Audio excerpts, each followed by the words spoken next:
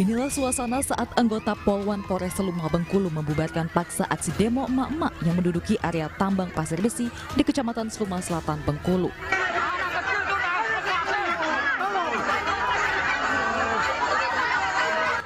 Sudah 5 hari terakhir, emak-emak ini melakukan aksi demo dengan mendirikan tenda dan menginap di dalam area tambang pasir besi.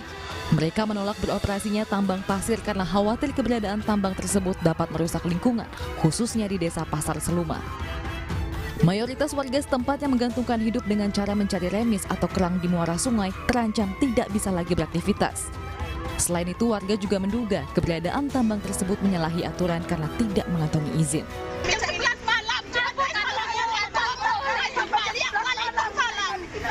Pak Jokowi kami tolong kami, Pak. Lihat kami rakyat. Kami menyelamatkan desa kami tidak mau kerusakan lahan kami. Secara hukum, PT Panenglepto Bakti Abadi mempunyai izin usaha produksi pertambangan pasir besi yang sah. 2 orang ibu dan sejumlah aktivis lingkungan diamankan oleh pihak kepolisian. Sejumlah ibu-ibu hingga kini masih bertahan di luar area tambang setelah lokasi tambang dijaga ketat pihak kepolisian.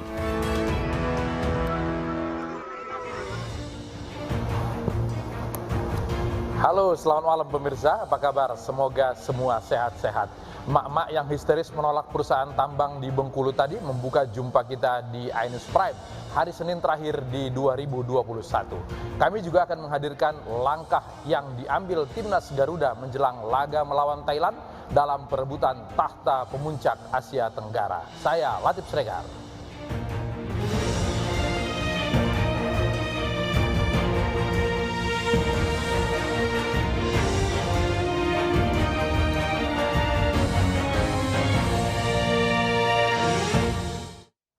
Bukan Menteri Tri Risma hari ini jika tidak menunjukkan aksi provokatif melihat sesuatu tidak semestinya. Mantan wali kota Surabaya itu marah-marah di kampung halamannya karena melihat antrean panjang penerima bantuan langsung tunai.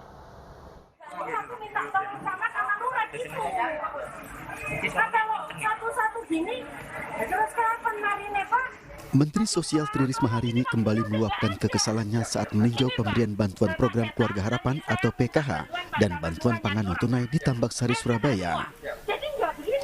Di hadapan petugas Bank, Mensos meminta pencairan bantuan kepada warga miskin dipercepat. Aduh Pak, tolong ini waktunya udah nggak ada. Gini Pak, Bapak cetak, nanti saya minta bantuan Pak Camat Lurah nyari orangnya. Ayo cetak semua. Jadi nggak begini satu-satu. Menteri Sosial mengaku pemberian bantuan sosial warga yang terdampak pandemi dianggap rumit dan menyulitkan masyarakat. Ya terlalu rumit ya, kan kasihan kalau orang miskin, dia tidak terlalu familiar dengan ini. Kemudian tadi tapi saya sudah komplain dengan bank dan bank akan membantu menyiapkan. Saya juga sudah kontak langsung dengan Direktur BNI Pusat. Pencairan bantuan program Keluarga Harapan dan bantuan pangan non-tunai kepada warga miskin yang terdampak pandemi diberikan kepada 257 warga Kecamatan Tambak Sari, Surabaya. Selain tepat sasaran, Menteri Sosial harapkan pemberian bantuan dapat segera tersalurkan melalui bank yang ditunjuk pemerintah. Masih di Jawa Timur, eksekusi lahan sekolah di Lumajang berlangsung ricuh. Ratusan siswa protes dan memblokade akses jalan menggunakan ban bekas.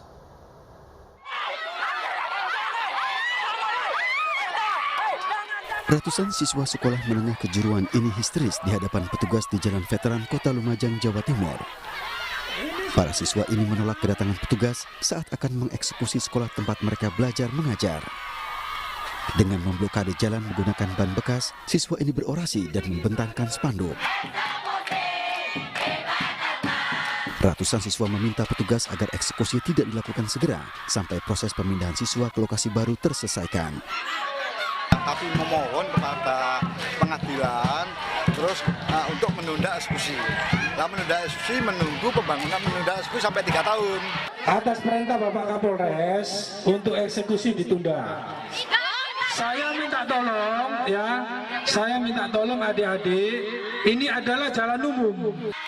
Eksekusi sekolah ini sebelumnya dilatar belakangi perjanjian sewa kontrak pihak sekolah senilai 1,2 miliar pada tahun 2015. Akibat tidak menjalankan kewajiban pembayaran, pemilik lahan akhirnya memenangkan gugatan di pengadilan. Usai mendapat penjelasan dari kepolisian, para siswa membubarkan diri dengan tertib. Jika di ajang Asia Tenggara, pesepak bola Indonesia menunjukkan prestasi memukau, di Liga 3 Sulawesi Selatan, wasit terluka dipukul pemain. 6 orang ditetapkan sebagai tersangka penganiayaan.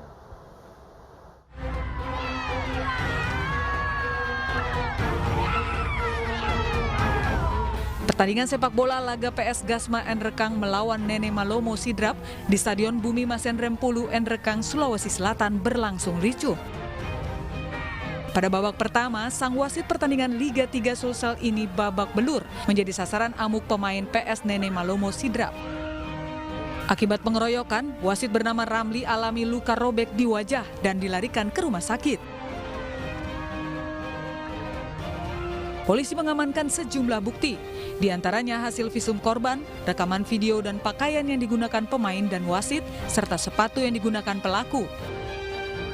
Dan telah kami tetapkan sebanyak 6 orang tersangka berdasarkan pasal 170 subsidi 351 KUHP dengan ancaman sanksi 6 tahun 7 bulan.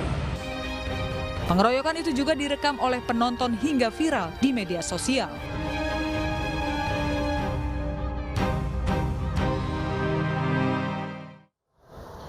Petugas keamanan yang tersambar petir di Cilincing, Jakarta Utara dipulangkan dari rumah sakit. Korban yang terluka bakar di sebagian tubuh trauma dengan kejadian yang menimpanya.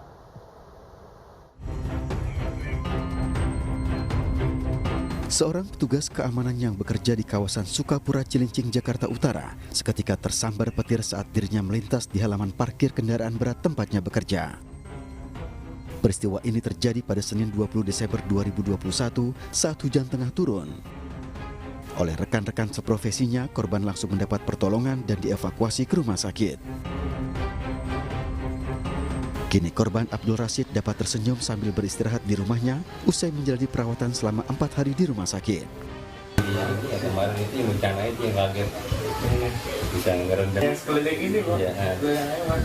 Ya sih, mau dikata apa yang namanya ada kanan kiri.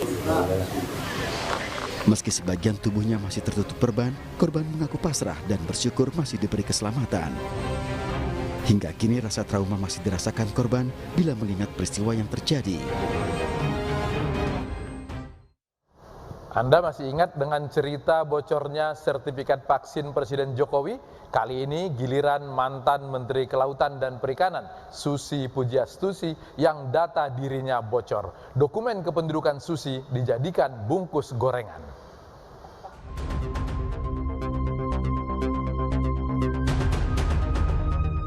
Media sosial dihebohkan dengan beredarnya kertas bungkus gorengan berupa data pribadi mantan Menteri Kelautan dan Perikanan, Susi Pujiastuti. Melalui akun Twitter pribadinya, Susi Pujiastuti mengomentari tweet viral tersebut.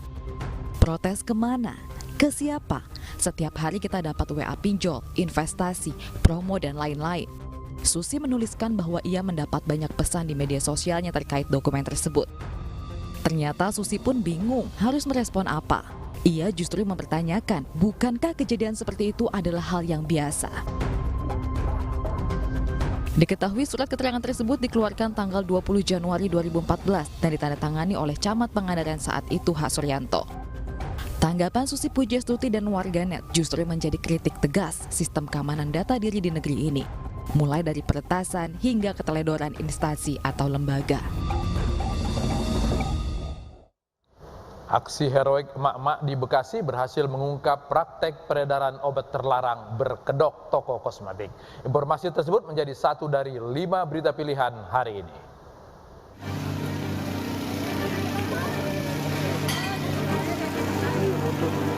Api melahap habis kantor jasa pengiriman di Jalan Arnold Mononutu, Ternate, Maluku Utara.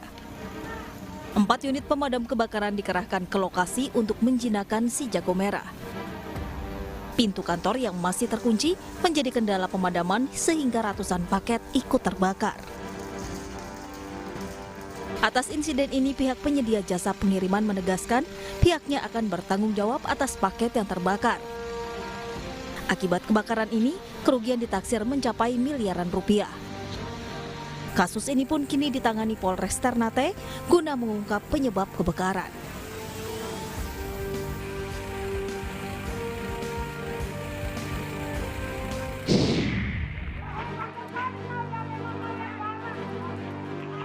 Tawuran antara dua kelompok remaja ini terjadi di Belawan, Kota Medan, Sumatera Utara.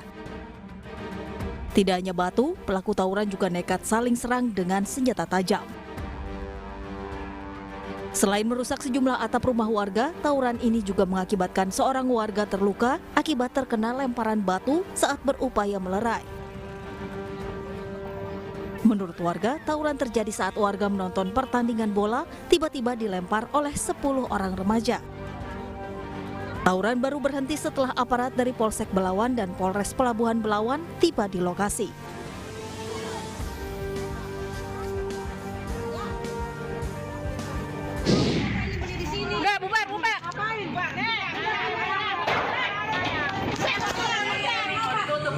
Puluhan emak-emak ini menggeruduk toko obat yang mereka curigai menjual obat terlarang. Kemarahan emak-emak ini lantaran sering melihat muda-mudi yang keluar masuk toko obat mencurigakan tersebut. Hasilnya benar saja, emak-emak ini menemukan sejumlah barang haram dari dalam toko.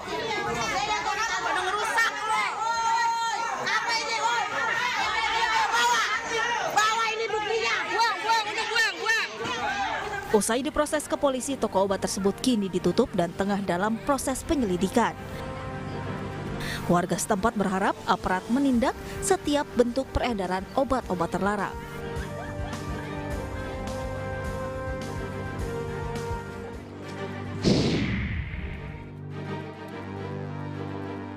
Inilah detik-detik saat dua pemuda menyatroni marbot masjid hanya karena password Wi-Fi. Kedua pemuda tersebut meradang dan membawa parang hanya karena kesal password Wi-Fi masjid diganti. Marbot tersebut lari ketakutan dan dikejar kedua pemuda. Usai membuat laporan, kedua pemuda tersebut pun diringkus aparat Polsek Medan Timur. Polisi menyita senjata tajam yang mereka gunakan untuk mengancam marbot.